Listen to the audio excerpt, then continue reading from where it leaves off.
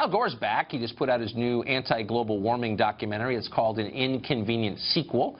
Like in his previous film, An Inconvenient Truth, Gore warns about imminent planetary catastrophe if everybody doesn't start using less energy and throwing off less carbon.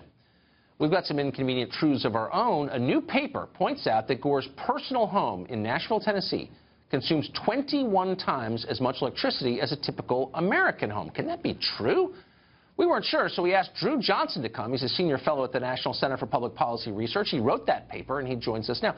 Drew, it's hard to believe that someone who cares as deeply about the fate of the Earth as Al Gore does could personally own a home that burns that much electricity. How can that be? Well, it makes you wonder if he actually believes what he's saying. I mean, this is a guy who has not only this home that burns more electricity in 1 year than the average American burns in their home in 21 years, but he also has 2 other homes on top of it. And here's a guy who's basically exploited concerns about the environment to make $300 million and win the Nobel Prize. So it makes you wonder what his real agenda is.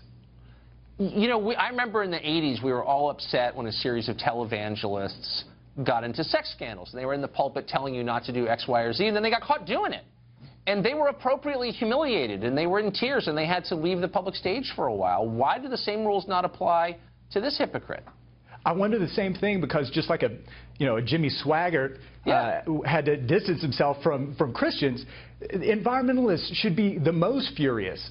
We on the right, the libertarians, the conservatives, we can sit and make fun of this guy, but the people who he represents, and basically he is a religious prophet for the religion of environmentalism, and he doesn't walk the walk. I mean, he expects people to, walk to work, ride their bike to work, hang their clothes out on a line rather than using a dryer. And this is a guy who won't take the steps in his own life to reduce his own energy consumption. And some months his energy consumption is 34 times the average American. So we're talking about... It's hard to believe.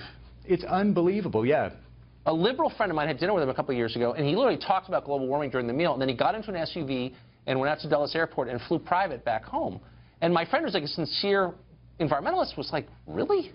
How can you do that? But I guess he's a false prophet. Drew, thank you so much for coming on tonight and verifying that that's true. We never stop being surprised on the show. Thanks. Absolutely. Thanks for having me.